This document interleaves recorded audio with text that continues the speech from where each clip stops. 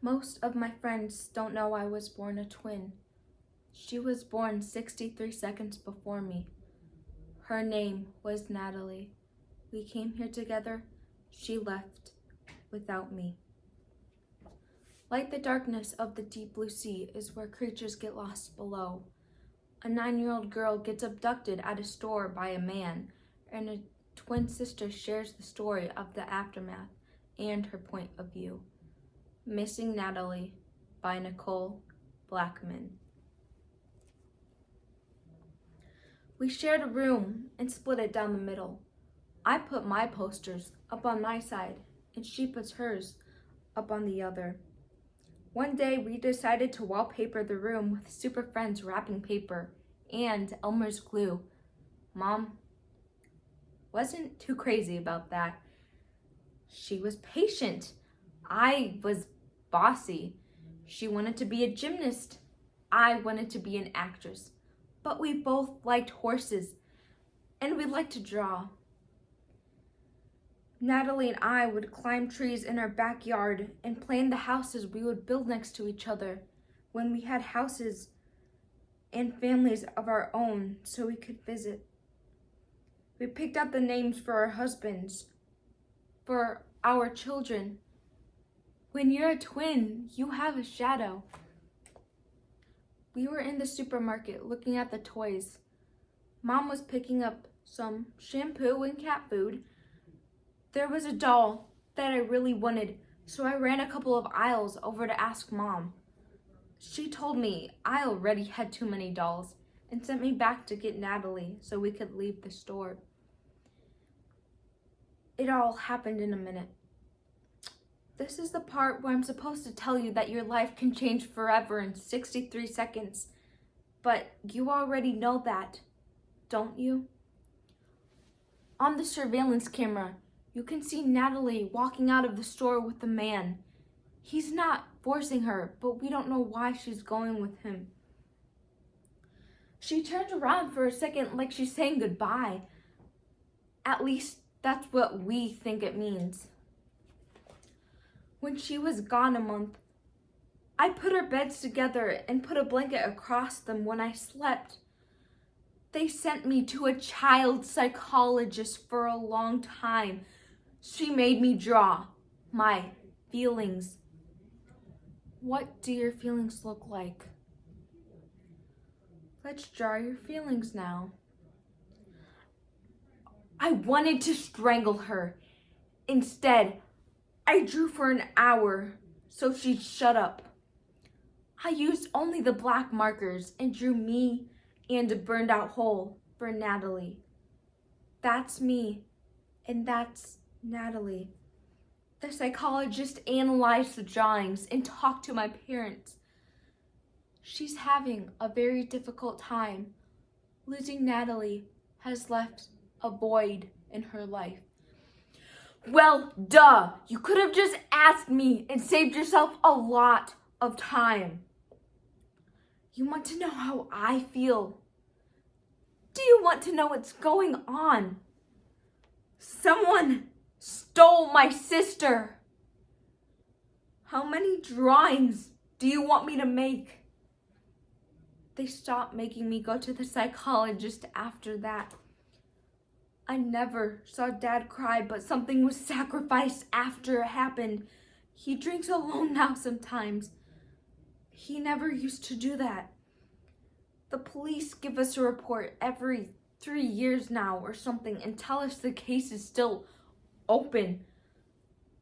As if that to help, they try to tell me sometimes that since they never found a body, she might be alive. If she was alive, I'd know. If anyone would know, I'd know, and I haven't felt her near me in a long time.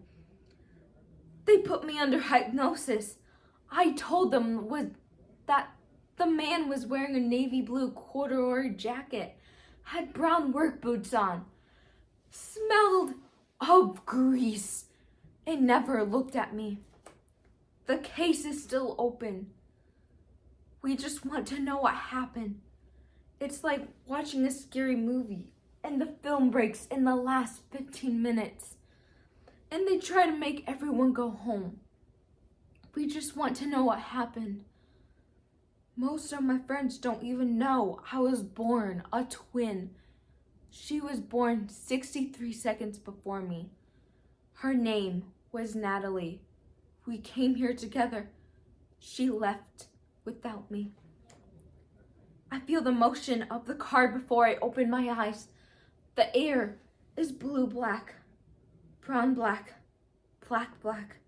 Smell of gas, oil, animals. I'm in the trunk. My wrists and ankles are tied. My mouth is taped and it covers my nose, but I can breathe barely. I must have been here for hours.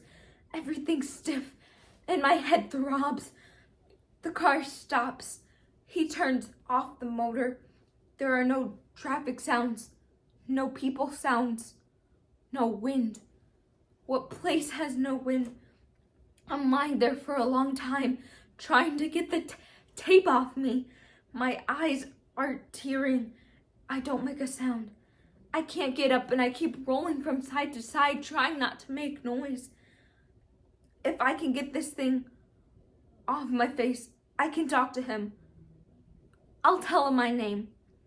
I've got to get him to talk to me. Have you killed other women in here? I'm thinking that you've got hundreds of them nailed down, hung on walls, hanging from ceiling fans, and swinging dead in summer wind. Why did you pick me? If I had stayed to finish at the library, I would have been there for 20 minutes longer. Maybe I would have been okay. I would have rushed into the house, books piled up in my arms like a baby, and blurted explanations why I was sorry. Would you have waited for me anyway? Would you have picked another woman? Would I have read about her in the paper and said, "Oh my God, I was there that night," and called all my friends in a panic, telling them how much I loved them, as if I'd never have the chance again? I wonder what everyone is doing now. Putting up signs, showing my picture on the evening news. Maybe I'm not even considered missing yet. The family will fall apart and my parents will go crazy. My brother will be so quiet at the funeral and insist the casket be closed. Maybe years from now they'll find my skeleton on the floor here and they'll have to use dental records to identify me. My family will say, "At least we know now. We just hope she was alive somewhere. We just hope she's in peace." When I sleep, my dreams are crazy. I'm flying over fields. I don't think I sleep for more than 20 minutes. And when I wake up, it feels like I'm wearing a heavy blanket. I'm still here. As I wake up, I hear a dog barking in the distance. And when I open my eyes, there's a shotgun pressed between them. I'll never have kids.